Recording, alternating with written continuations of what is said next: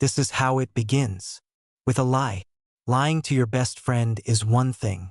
Lying to him while his mother's hand rests on your arm, her thumb stroking the fabric of your sleeve in slow, deliberate circles, is another category of betrayal entirely. And I was about to become an expert in it. The rain was hammering against the big bay windows of the living room, a relentless assault that had turned the world outside into a blurry, violent watercolor. Inside, the only sounds were the storm, the hiss and crackle of the dying fire, and the ticking of the grand clock in the hallway. It was cozy, the kind of expensive, curated comfort that belonged to people like the Hamiltons, people like Alex's parents, people like Elena. "You really shouldn't drive in this, Liam," she said, her voice a low murmur that still managed to cut through the noise. She stood by the fireplace, a silhouette against the embers. "It's not safe. The roads will be flooded." I had my keys in my hand, the metal cool against my sweating palm. I'd been dog-sitting their golden retriever, Cooper, while Alex was on his trip to Chicago and his parents were supposedly visiting her sister. But Mr. Hamilton had been called away on business, and Elena had returned home early this afternoon, surprising me. "I'll be fine," I said, trying to sound more confident than I felt. "My car can handle it." She turned, and the firelight caught the planes of her face, the hint of a smile playing on her lips. She was in her late 40s, but time had been exceptionally kind to her, or maybe money had. She had the effortless elegance of women who never had to try too hard. "Don't be a hero. Alex would never forgive me if I let you go out into that mess." She walked over to the liquor cabinet, its dark wood gleaming. His flight was canceled, by the way. The storms grounded everything. "He won't be back until tomorrow afternoon at the earliest." My shoulders slumped in a mix of relief and something else, something I couldn't name. Another day of freedom from whatever dead-end job I was supposed to be looking for. She opened the cabinet and pulled out a heavy crystal decanter filled with amber liquid. "Robert's special occasion scotch. I think a canceled flight and a biblical flood count as a special occasion. Don't you?" She didn't wait for an answer, pouring 2 generous measures into matching glasses. She handed one to me.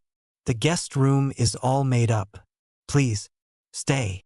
The rule had always been clear, though unspoken. I was Alex's friend. She was Alex's mom.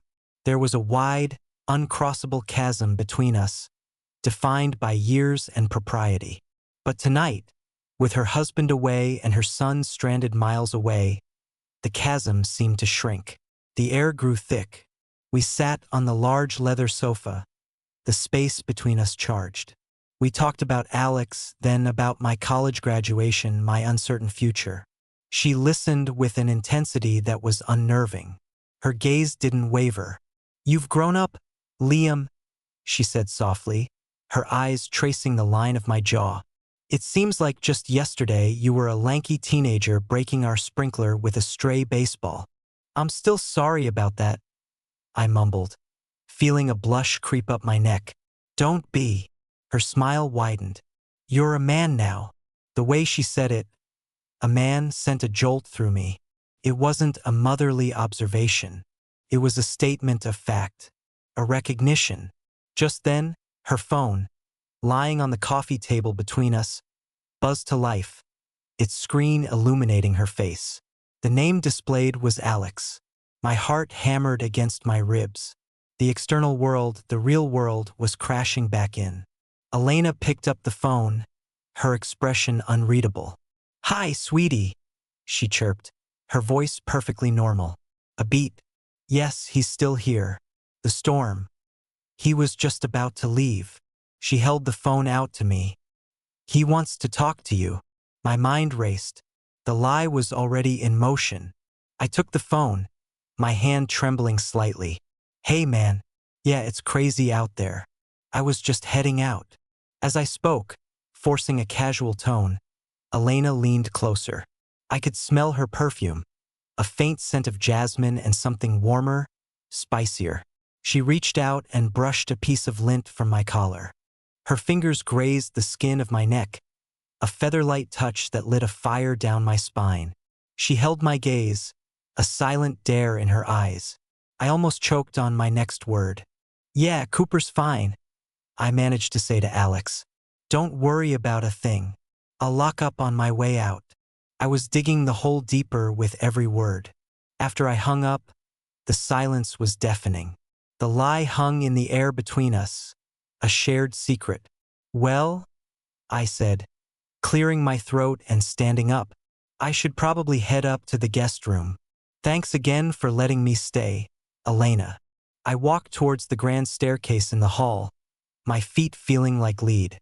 I had made it to the first step, my hand on the polished oak banister, when her voice stopped me cold. "Wait!" I turned. She was standing by the coffee table, holding the half-empty bottle of scotch.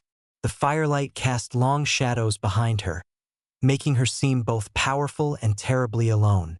"I can't drink this alone," she said, her voice barely a whisper, stripped of all its earlier playfulness. It was a raw, vulnerable plea. "Don't go. Not just yet."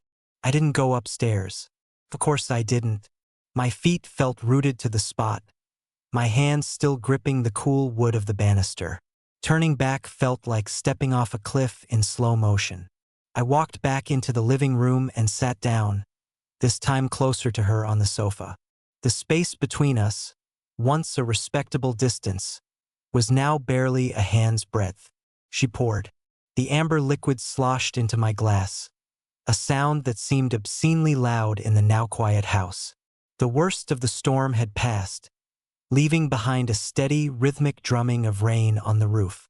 The fire was little more than a pile of glowing embers, casting the room in a deep, warm twilight.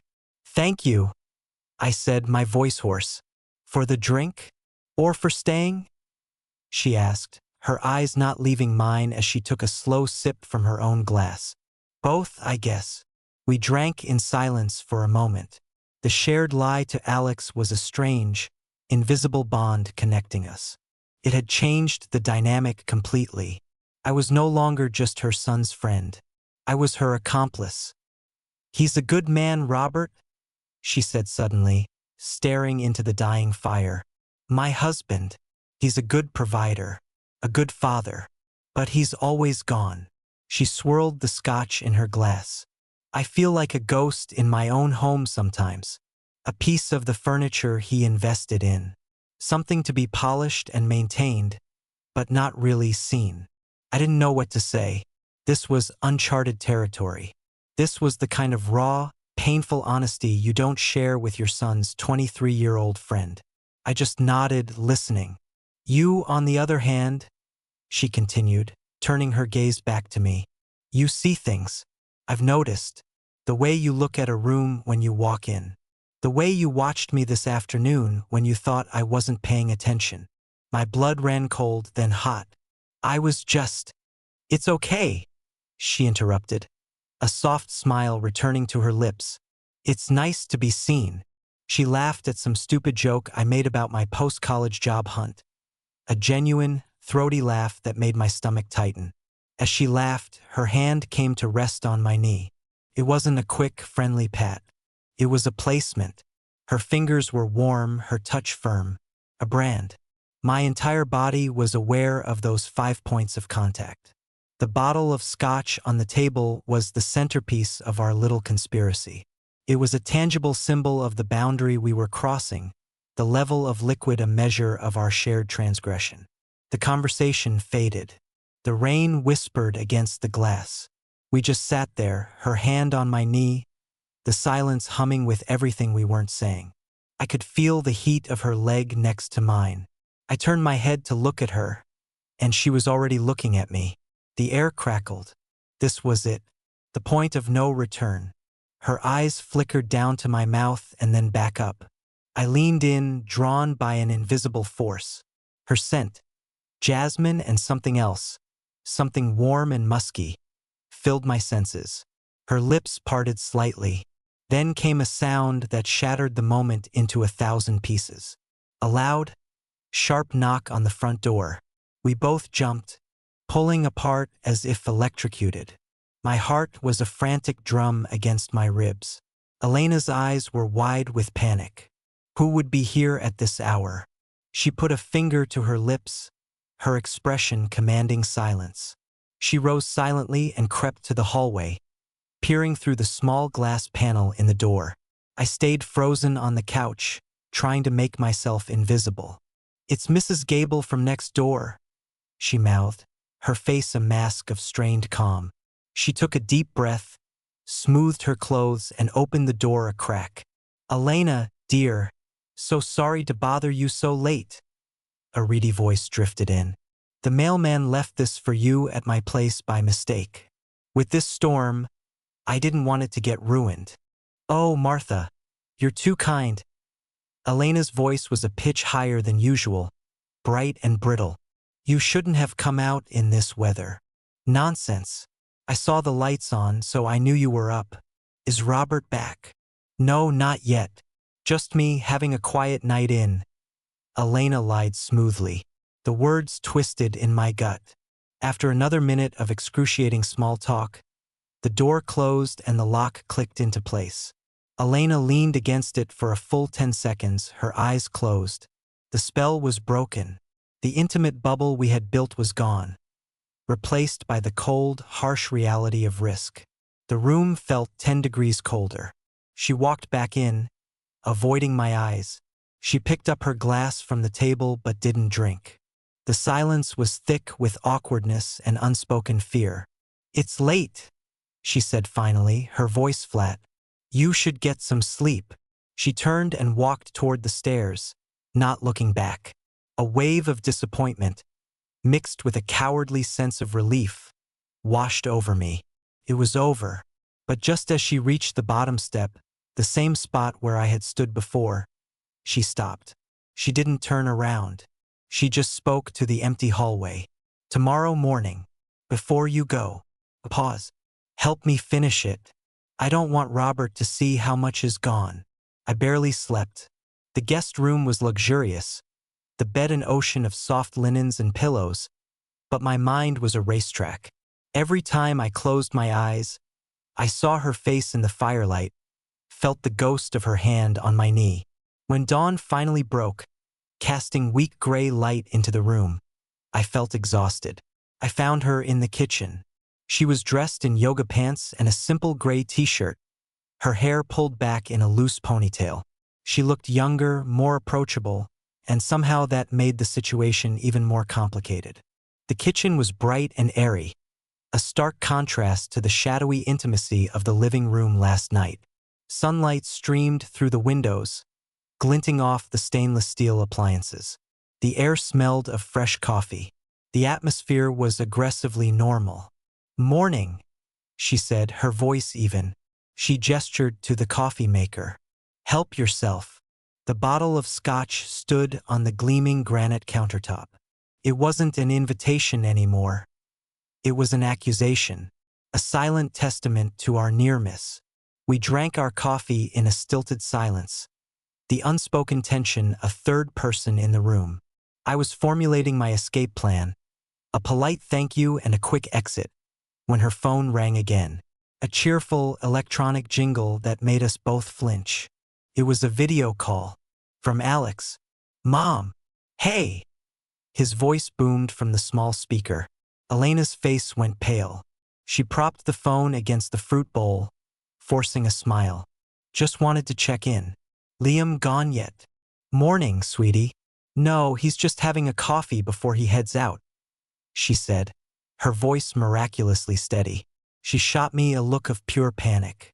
"Cool. Hey, put him on, I want to see how Cooper's doing. The little guy probably misses me." My heart stopped. This was it. The midpoint disaster. The bomb going off. My mind was a blank slate of terror. Elena's eyes were wide, pleading. I had a choice.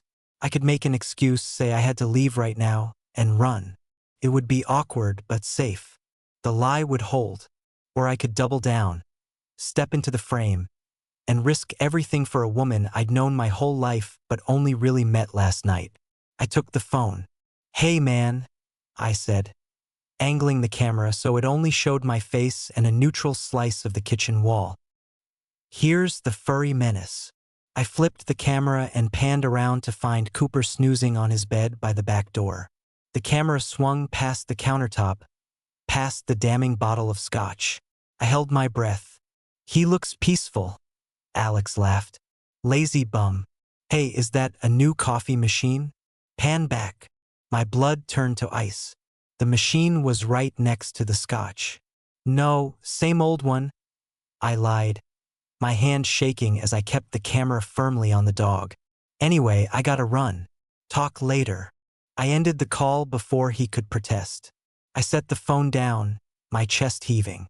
We were both breathing heavily, as if we'd just run a marathon. The adrenaline was a roar in my ears. We had survived. We had been tested and we had passed. I had chosen. I had actively lied, manipulated the camera, and shielded her. The price was a fresh, heavy layer of guilt and deceit towards my best friend. Elena walked over to me. She didn't say thank you. She didn't have to. The word was meaningless compared to what had just happened. She simply raised her hand and gently, deliberately, brushed a strand of hair off my forehead. Her fingers lingered for a second. It was the most profound admission I had ever received. It wasn't about lust or a momentary lapse in judgment anymore. It was about partnership. We were in this together. The bottle of scotch on the counter no longer felt like a symbol of a dirty secret. It was a trophy, a testament to the bond forged in shared risk. I have to go, I said, my voice barely a whisper. This time I meant it. The proximity, the adrenaline, it was too much. She nodded, her expression unreadable. I walked to the front door, my legs feeling unsteady. I grabbed the handle, needing to put distance between us before I did something I couldn't take back. My hand was on the doorknob when I heard her footsteps behind me. I turned. She was right there, her face inches from mine. She pressed something cold and metallic into my palm and closed my fingers around it. I opened my hand.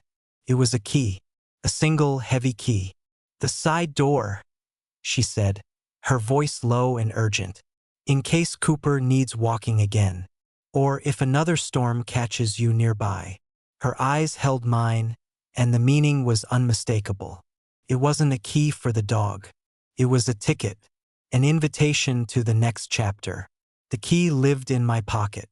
For a week, it was a constant, heavy presence against my thigh, a secret I carried everywhere. My own apartment, which had once felt like a sanctuary of independence, now seemed drab and small, a gray waiting room. I'd sit on my worn-out couch, trying to focus on job applications, but my mind was miles away, in a sunlit kitchen, replaying a near disaster and the feel of a key being pressed into my palm.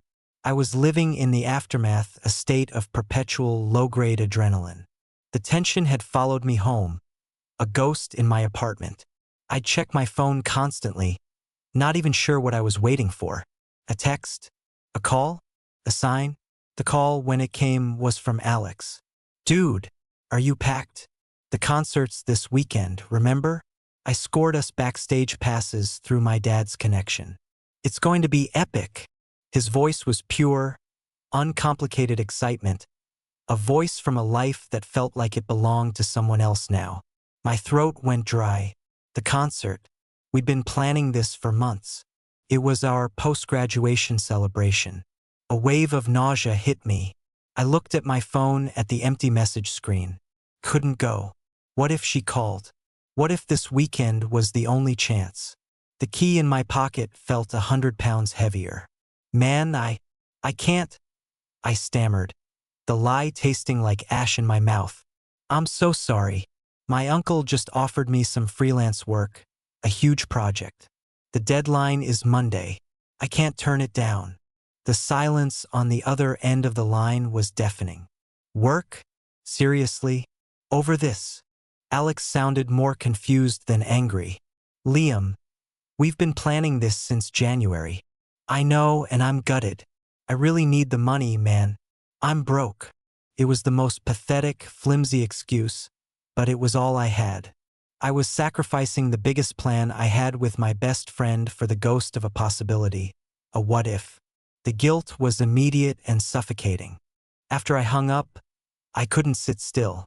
I was pacing my small apartment like a caged animal. The lie, the guilt, the obsession. It all coalesced into a single, desperate need. I had to see her. I grabbed my keys, the real ones this time, and left. Driving to her neighborhood felt like a dream. The quiet, tree-lined streets, the massive, perfect houses. I parked a block away, my heart pounding. Walking to the side of the house, hidden from the street by a row of thick hedges, felt like the longest walk of my life. I pulled out the key. It slid into the lock with a sickeningly smooth click. I turned it, pushed the door open, and stepped inside. I was in a small mudroom. I found her in the garden, kneeling by a bed of roses, wearing gardening gloves and a wide-brimmed hat. She looked up as my shadow fell over her, her eyes widening in surprise, then softening into something else. She didn't ask what I was doing there. The key had already answered that. She led me inside, and we sat in the kitchen again. This time, there was no coffee, no pretense. "My marriage is a contract, Liam," she said, her voice quiet and devoid of drama. She had taken off her hat, and her face looked tired in the afternoon light. "Robert and I haven't been husband and wife in years. We're business partners. He runs his company and I run this house. We are amicable, we are polite, and we are profoundly, cripplingly lonely." She looked at me, and her carefully constructed walls crumbled. "That night, with you, was the first time I felt seen in a decade. Not as Mrs. Hamilton, not as Alex's mom. Just as a woman." It was a confession that changed everything. This wasn't a bored housewife looking for a thrill. This was a woman drowning, and I was the piece of driftwood she was clinging to. I stayed for an hour. When I left, walking back down the driveway, the world felt sharper, more real. And that's when I saw her. Mrs. Gable, the neighbor from the other night. She was standing by her mailbox, pretending to sort through letters. But she wasn't. She was watching me. Her eyes, small and bird-like, followed me as I walked down the street to my car. There was no friendly wave this time, just a long, cold, calculating stare. A stare that said, "I see you, and you don't belong here." The external threat was no longer a random knock on the door. It had a name and a face. I called Elena the second I got in my car, my hands shaking. "Your neighbor, Mrs. Gable." She saw me leaving. There was a long pause on her end. I could hear her sharp intake of breath. The risk was real now, a specific, tangible danger. Maybe this is a mistake," I whispered, the fear finally overriding the obsession. "Maybe we should just stop." Another pause.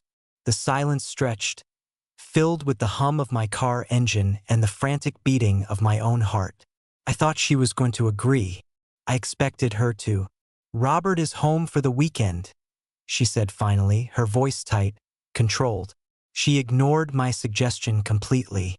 "But his flight to London is on Monday morning." She let that hang in the air for a second before delivering the final blow. "Come over Monday night, please." The weekend was the longest of my life. I was a ghost at my own party of one, haunted by a choice I hadn't yet made. Every shadow in my apartment seemed to lengthen and twist, and the silence was filled with the imagined sound of a neighbor's whisper, a best friend's disappointed voice. When Monday evening arrived, it felt less like a decision and more like an execution of a sentence that had been passed days ago. I didn't park a block away this time. I parked in the driveway. I used the key. The side door opened into the quiet house. She was waiting in the living room, standing by the fireplace, which was dark and cold tonight. The bottle of scotch was on the coffee table, a silent sentinel. But this time it felt different. It wasn't a prop for a seduction or a shield against awkwardness. It was a relic, an artifact from the time before. I walked to the cabinet and took out 2 clean glasses, my movements slow and deliberate. I poured a small amount for each of us. I handed her a glass, and our fingers brushed. A spark, familiar and electric. We didn't speak. The silence was absolute. A vacuum where all the lies and risks and fears had been sucked away, leaving only this one, undeniable truth. I took a sip. She didn't. She just watched me over the rim of her glass. Then, with a quiet finality, she set her untouched drink down on the table. She walked towards me, her steps making no sound on the thick rug. She stopped directly in front of me, so close I could feel the warmth radiating from her body. She raised a hand, not to my hair or my collar, but to my face, her palm cupping my jaw. Her skin was cool. "This is a mistake," I whispered, the words catching in my throat. "I know," she breathed, and then she leaned in and kissed me. It wasn't like I had imagined. It wasn't a frantic, desperate collision. It was slow and deep and certain. It was the closing of a parenthesis, the end of a question that had been hanging in the air for what felt like a lifetime. It was the taste of scotch and secrets and a decade of loneliness. In that moment, there was no Alex, no Robert, no Mrs. Gable with her watchful eyes. There was only the press of her lips against mine and the quiet, earth-shattering confirmation that we had finally, irrevocably, crossed the line. When we pulled apart, we didn't look away. We looked at each other, and for the first time, there was no fear in her eyes. Only a profound, startling clarity. We had made our choice. Our path wasn't to break apart or to confess. It was to build a world for two in the shadows of the world we already inhabited. This was our new reality, a life of stolen moments and careful lies. A month later, I was sitting on my couch, scrolling through job listings on my laptop, when my phone buzzed. It was a text from Alex. "Hey man, just got off the phone with my mom. She said you came by last week to help her with the leaky faucet in the guest bathroom. Seriously, dude, you're the best. I owe you one." I stared at the message, a hollow feeling in my chest that was part guilt, part triumph. Our stories were working. We were becoming good at this.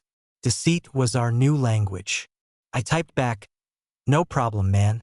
Anything for family." The word family felt like a shard of glass on my tongue. I put the phone down and my eyes fell to my nightstand. The mundane objects of my life sat there. A half-empty glass of water, a paperback novel, and a single heavy key. I reached out and picked it up. The metal, once cold and foreign, was now smooth and familiar in my grasp. It no longer felt just like a risk. It felt like a promise. The weight of it in my palm was the new center of gravity for my entire life.